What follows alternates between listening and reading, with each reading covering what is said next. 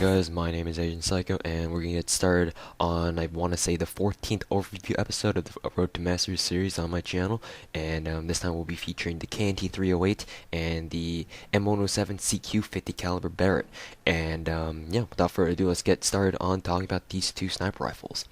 So the KNT-308 is the most recent, or the most recently released sniper rifle. It is the NX standard sniper rifle that's going on permanent sale right now. I think for a limited time. Maybe it's already passed. I don't know. But in any case, it is the newest sniper rifle ever released to combat arms as of now. As of this video, anyway. And yeah, let's talk about more about the KNT-308. So going down to the statistics, first of all, the KNT-308 is a one-shot bolt-action sniper rifle, dealing 100 damage. Its portability is a 40. Rate of fire is an 11, accuracy is a 92, and the recoil is at a 65, and we can automatically negate the recoil because who the hell cares about the recoil on a bolt-action sniper rifle? So I want to talk a little bit more on these stats in depth because I feel that there is a few lapses in them.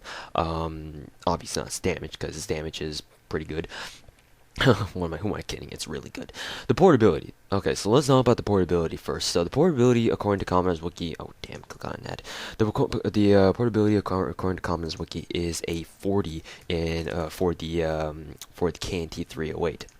So let's compare that with the portability on the L96A1. The L96A1 also has a portability of 40. So the portabilities are pretty much identical to each other. But I feel that the KNT-308 is just a little bit faster than the L96A1. I don't know, maybe it's because of the way that the sprint animation works on the KNT-308. I don't really know what makes me feel that the KNT-308, runs faster. But I don't know. I just feel like the KNT-308 is a little bit lighter than the L96A1. Just my opinion, but I just felt like that needed to be pointed out. So rated fire, the rated fire is at an 11. I feel that it should be more along the lines like 12 or 13 because the L96A1, you gotta remember, has a rated fire of 10, I want to say. Is it as fast? Is it as slow as the L96A1? I'm not too sure, but I personally feel that the rate of fire is a little bit faster. Not by much, but it's still a little bit faster than the L96A1's. Definitely more than a point, but no more than 2. So I guess that would mean that I would have 12 rate of fire, right? I don't know, but that's just what I feel. Again. Accuracy. The accuracy is at 92. Now, here's the thing about the accuracy. The accuracy on the KNT-308 might be a little bit higher than what the stat actually suggests on the KNT-308 stat chart. The reason for this is because of its scope. The scope is the same as you would see on the S58 musket or the E57 musket.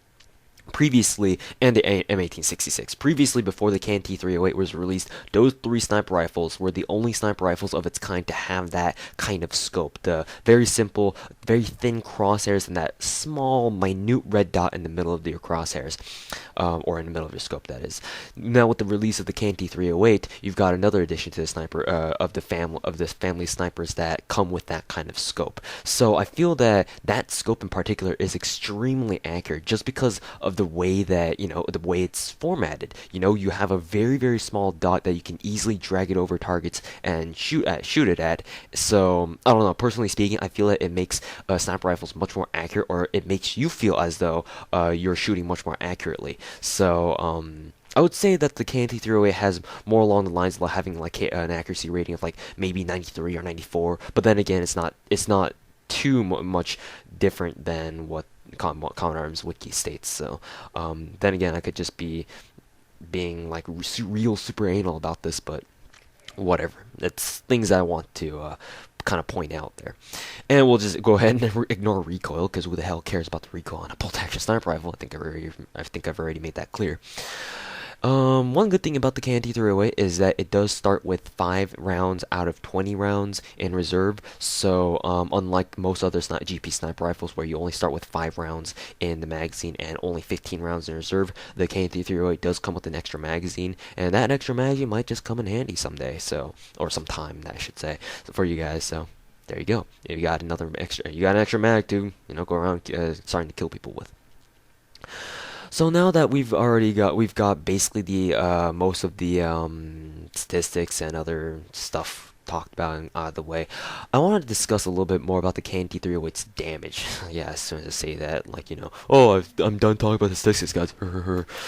But if you guys don't know, Sniff, aka How to NX, or whatever you know him by, and most people know him by Sniff. Sniff has released a video when the KNT first came out. He also released a review on the KNT-308, basically saying that it doesn't really make anything more. It's nothing special, It's just another one-shot bolt-action sniper rifle. That's cool and all, but there's nothing really too outstanding about it. And then right almost immediately afterwards, like within the same day, he released another video talking about the KNT-308's hidden property, and that it has the secret ability to one-shot pretty much anything to the chest. Now, this point is certainly valid. I have yet to see someone actually tank the KNT-308 for full damage, even on housers. Every single houser I've shot with the KNT-308 has gone down in one shot to the chest. Like limb shots, like arm shots or foot shots are obviously tankable because, that's just kind of how the game works. You don't really expect to kill someone in one shot if you shoot them on the hand or the arm or the foot, right? So that's excusable, but sometimes you run into problems with, you shot someone in the chest, and then you heard that hit marker, that audible hit marker registration, but they just don't go down. Sniff claims that the KNT-308 has this unique trait or property, or whatever you want to call it, that allows it to basically make it untankable to the chest at pretty much any range. I would like to mostly agree with that, but the reason I say mostly is because of the fact that usually Nexon has a really bad tendency to nerf guns after, like, maybe a couple weeks after they've been released. Like I specifically remember, let's see, what's a good example here? If I could think of one, I would tell you guys. I think the Second Amendment is a good choice to talk about.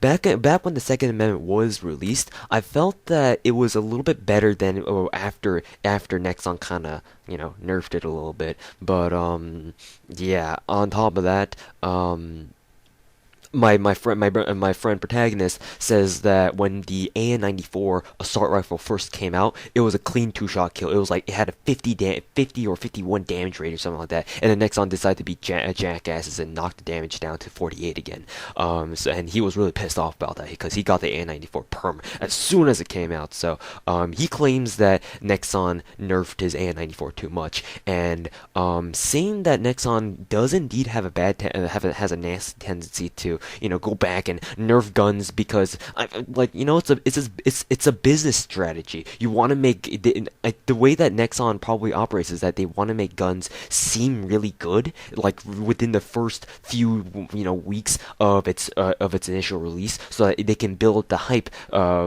within the community, so that people will say to each other, oh, this gun's really good, you should really buy it, you should totally buy it, and lots of people buy it, and then they just nerf it afterwards, so that people be like, oh man, this thing sucks now, I gotta buy another gun now. So I think that's what they're trying to get at, but of course, I'm not Nexon, so I'll never be able to know that for sure, but that's just what I feel. And because of that, I feel that after the KNT-308's permanent purchase duration has expired, like in other words, you can't buy the KNT-308 anymore for permanent, I feel that Nexon will go back and nerf the KNT-308 so that it is tankable by housers, heavy vest, tanker vest, whatever tanks freaking sniper rifle shots on the KNT-308 again. That's what I predict they'll do. So right now, I have no counter arguments to Sniff's claim that the KNT-308 has this unique property and hidden property that it'll just one-shot anything to the chest. But we'll see. We'll see if the KNT does retain that unique skill or unique ability, I should say. So yeah, that's that. Also, one other thing I wanted to mention about the KNT-308 is that for those of you guys who like to quick switch your gun, quick switch sniper rifles while you're quick scoping, I do not recommend quick switching with the KNT-308. I don't know what it is, but for those of you guys who have watched my first few games on the Road to Mastery series, episode number 27 on the KNT-308, you guys will know that I was having difficulty quick switching with the KNT-308, and eventually I just gave up and just, I just dropped quick switching altogether. I was just, normally scoping in, shooting, scoping out, and like a normal sniper would. So, recently though, I have been noticing that the KNT-308, either it's because of me, or the Nexon did something to KNT a while, like without telling us. But the KNT-308 seems to be quick switching better, and overall the quick scoping the quick scoping aspect on the KNT-308 seems to be improving. But then again, this just a bit of fair warning to you guys. If you do decide to pick up the KNT-308, do keep in mind that the quick switching aspect on the KNT-308 might not be as good as you think, or it might not be as good as you expect it to be. Other than that, the KNT-308 is a fantastic sniper rifle. I really do love it because of two things. One, the fact that, what, like Sif mentioned, it's pretty much untankable to the chest. I've yet to see anyone tank it to, straight on to the chest before, as of now, so I probably jinx myself, and probably tomorrow when I log on to Common Arms, just be like, oh, first time some person I shoot with KNT, oh, they tanked it to the chest. Facepalm. Anyways, so that and the fact that it comes with the S58 musket scope. I really love that scope, and yeah, it's just very fun to use. So I highly recommend that you guys pick up the KNT-308 and try it out. It's a superb sniper rifle, and you just can't go wrong with it, unless of course Nexon decides to nerf it somehow. And alright, so that'll conclude the KNT-308 overview. Let's move on to the M107 CQ overview. This is the oh shit, I think it's fucking ads. Anyways, so the M107 CQ. This is commonly This is commonly known as the Barrett 50 cal, and in other games like Call of Duty calls it the Barrett 50 cal, and in Common Arms, they seem to call it the M107 CQ. I still call it the 50 cal anyway because it is a 50 caliber sniper rifle. So yeah, a little bit of background information on it. It is unlocked at Captain 1. This is one of the highest rank requirements for any sniper rifle. I think it's like the third highest or something like that. After the TRG 21 and the Tango 51. I hope I'm not forgetting any sniper rifles in between those. Anyways, maybe is it ZVI Falcon? Yeah, the ZVI Falcon probably unlocked that Captain 2 or 4 or whatever the hell it is. But anyways, I don't remember doing the Road to Mastery series episode on that right now. So yeah, the M107 CQ is probably like the fourth highest ranking GP sniper rifle right now. So there you go. I might be wrong, but whatever. It is unlocked at Captain 1, like I mentioned before, and it does cost it did cost 1400 GP for a day, and now it costs nearly 7k GP for 7 days, more exactly speaking, 6860 GP for a week. So, moving down the line for its stats, the damage is a straight up 100, so this is a one-shot sniper rifle. The portability is a 30, so this is an extremely slow sniper rifle. It's even slower than machine guns. I mean, normally machine guns are known as, the big daddies, like the really heavy guns, the big guns of Common Arms. This thing's heavier than even the machine gun, so think about that for a second. Well, obviously that testifies to the fact that it's a really, really freaking heavy sniper rifle, which it should be because it's a fucking 50 caliber sniper rifle. It's supposed to be heavy, So the rate of fire is the same as the LA6A1's at 10. The accuracy is at 91, but I feel like the accuracy is actually at a 90. I've compared the stats on the LA6A1 and the M107 CQ before, and I feel that I don't remember that the accuracy bars changing at all. I honestly feel like the M107 CQ also has an accuracy rating of 90, but I mean, Commonwealth Wiki says it's 91, so you guys decide for yourselves. It's only 1 point difference anyway, so it's not gonna make that much of a big difference.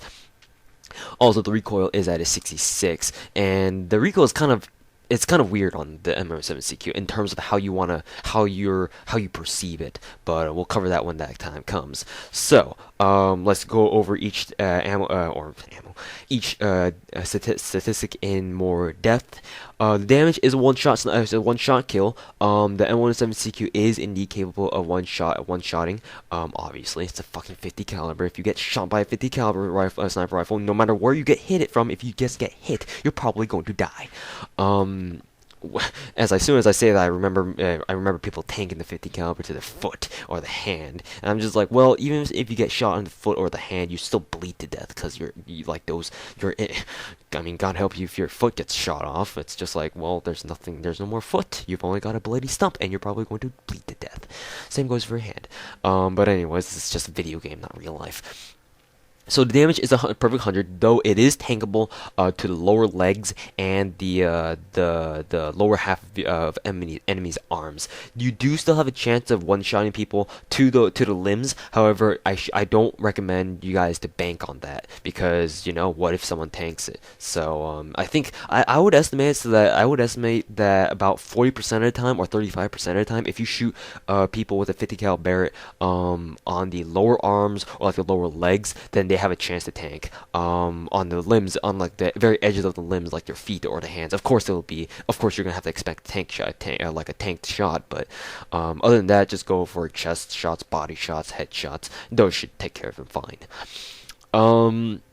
Let's see, the damage, well, I just talked about the damage. So the portability, like I mentioned before, the portability is just really, really slow on the M107 CQ. Few other items in this game that you can actually bring with you into in-game will weigh more than the M107 CQ. The only thing that I can think of off the top of my head that would be heavier than the M107 CQ is the miniguns, the Legion and the M134 miniguns. I mean, those things are just, yeah, they're just massive. But you know, that's what she said too.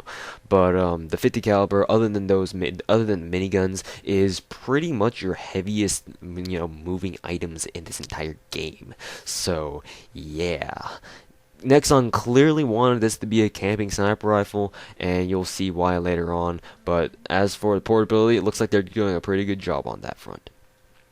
Rate of fire is at a 10. Now, the thing you need to remember about the 50 caliber or the M107 CQ in this game is that it's technically fully automatic. That means that you just need to hold down the trigger and it'll keep shooting. It's not like the W2K or the WA2K1 tactical where it's a single shot. You need to click for each shot, even though it's a one-shot sniper rifle. The Barrett 50 cal, it's a fully automatic. So even though its rate of fire is just as slow as the L96A1s, you're still going to you know, hose bullet after bullet if you just hold down the trigger. So I mean, obviously I don't recommend that because, you know, this is a freaking 50 caliber bullet or 50 caliber sniper rifle. If it has a rate of fire of 10, you obviously know that's not meant to be fired full auto unless you have no other choice and you need to no scope someone at close range.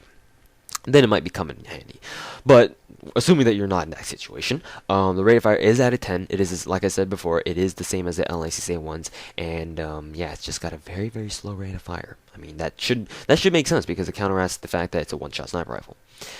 Accuracy. The thing about the accuracy, okay, so here's where we talk about the scope. The scope on the M107 CQ, or I should say, let me rephrase this. The M107 CQ was the first family, and the only family of sniper rifles, like complete family. I know the TRGSC also has that double zoom, I know, but the M107 CQ family is the only complete, sniper rifle family to have all of its variants featured the double zoom. And when the M107 CQ was first released, along with the M107 CQ SE, which was in its, I think the M107 CQ first was released first. When it was released, it was the only it's the only I shouldn't say only. It was the first sniper rifle to ever feature that special double zoom feature. When it first came out, like when the M107 CQ SE first came out, I was like, this scope is the shit. Voice crack. Anyways, so yeah, the double zoom scope is indeed very, very useful. Not many sniper rifles have this. So far, it's only the TRGSE and the M107 CQ or the M107 CQ variants as of now, basically. And the thing you need to remember about the scope is that the first layer of zoom will always be more accurate than the second level of zoom. Why this is, we might never know, but typically speaking, your first level of zoom is going to have a higher, you know, especially at long range too, it's going to have a much higher chance of actually hitting your target than your second level of zoom.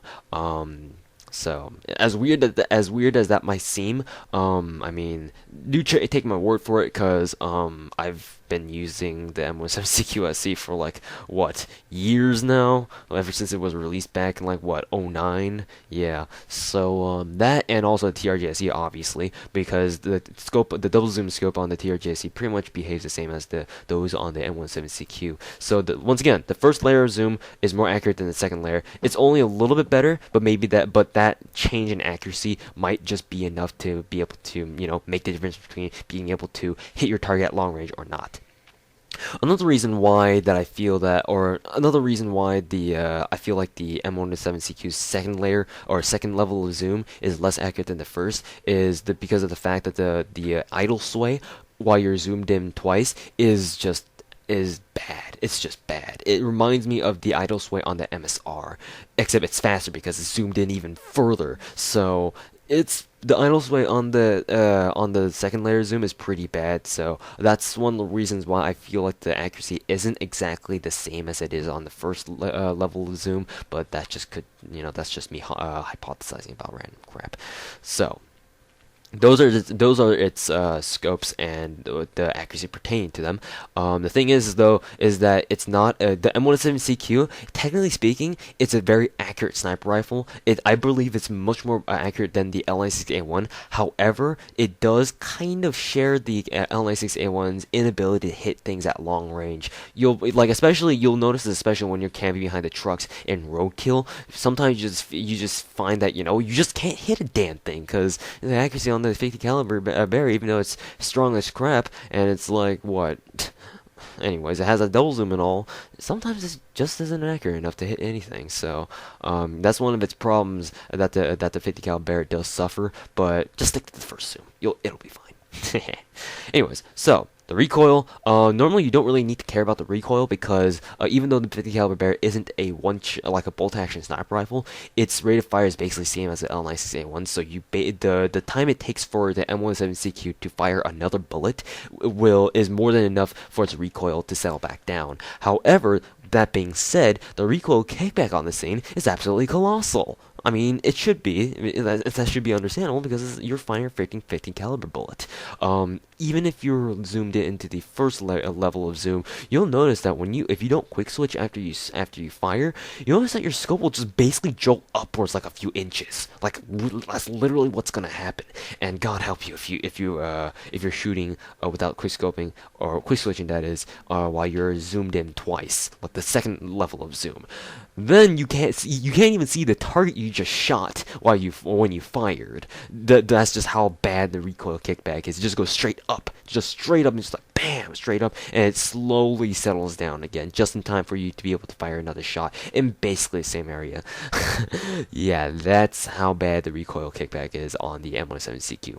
It's a 50 caliber sniper rifle. You should have expected something like this. But in any case, other than that, let's see. Commodore says the firing modes on the M107 CQ is technically speaking semi-automatic. It's not true. It's an automatic gun. It's not semi-automatic. Silly Commodore's wiki. Anyways, so the M107 CQ, you can only attach magazine modes. Oh, I forgot to talk about the attachment options of the KNT. The KNT-308 also, you can only attach magazine modifications onto the KNT-308 because both the KNT-308 and the M107 CQ both feature muzzle brakes. The muzzle brake on the KNT is a lot smaller, and whereas on the M107 CQ, you can see that big boy. You can see the muzzle brake, and it's pretty badass. But other than that, you can only attach magazine modifications to these weapons, and because you can't attach silencers, there's really no way for you guys to go quiet, especially not with the M107 CQ. You can kind of with the KNT because it's got a very, very low frequency muzzle velocity and muzzle noise. However, the M107 CQ, you fire this thing, everyone will know you have a 50 caliber in your hands because it just basically sounds something like this, BAM! So yeah, you kids wanting me to make gun noises. Anyways, so that out of the way. Other than that, I feel like that's about it. Talking about the M107 CQ. So yeah, Barrett 50 cal. Good old sniper rifle. One thing that I do want you guys to know is that because the M107 CQ was released in near proximity to the in terms of time, that is in chronological order, to the M107 CQ SE, which is its NX standard variant. Basically, you don't see anyone use the M107 CQ, partly because of the fact that it's just got a really high rank requirement at Captain 1, and also its NX standard variant. Most people have that, or people back in the day when the M107 was first released, people just got the M107 CQSC, because you need to remember that the M107 CQ was released back in November of '09, like late November of '09. Back in the day, obviously people weren't as high ranked. They couldn't access like a freaking a gun that was unlocked at Captain 1. Like that was just like, we were just like, whoa, what are you? This is overkill. Like, why are you releasing a sniper rifle that most of us can't even get? Like, I swear, back when the M107 CQ was first released, basically there were only like what 400 captains ever online, or even playing the game, like that were even registered in Combat Arms. I guess Nexon was trying to make it so that, because this is such a really unique gun and is such a desirable sniper rifle back in the day, that is, people like, it's only exclusive to the high rankers, and immediately afterwards they released an standard variant, so anyone can get it. But yeah, those are the reasons why the M107 CQ isn't very popular. First of all, because it has a very high rank requirement, and second of all, when it was released, the M107 CQ SE was also released, and most people weren't high enough rank to get the M107 CQ anyway, so they just bought the SC variant, and basically those two guns are the same. There's like no difference between them, except for the fact that the CQ SE has like a white reskin, and it has five extra rounds. Speaking of which, Commander's Wiki says that the M107 CQ has an ammo capacity of 5 rounds in magazine and 20 in reserve. That's not true. It starts with the same ammo as the L96A1. So yeah, clearly just by looking at the stats alone, you can definitely tell that Nexon wants the M107 CQ to act like a camper sniper rifle. It's got a double zoom, extremely heavy, slow rate of fire, one-shot kill, and the double zoom scope. I think I've already mentioned that already. And the accuracy is not the best, but with that double zoom, it kind of makes up for its low accuracy anyway. So you can definitely tell that it's meant to be a camper sniper rifle. You just take this thing out, set up shop in like some secluded sniper area, and just rain down 50 caliber hell on people. That's what Nexon kind of wanted to get at there. So yeah. In any case, those are the overviews on the Barrett 50 cal and the KNT-308. Both of these sniper rifles are very good, but obviously one of them is a more mobile sniper rifle, and one of them is obviously more camperish. Camperish? What the fuck? Campish sniper rifle. So if you prefer camping and just sitting down somewhere and just waiting for people to come to you, then the M107 CQ is just for you. And if you don't like getting your shots tanked, then the KNT-308 is just for you then.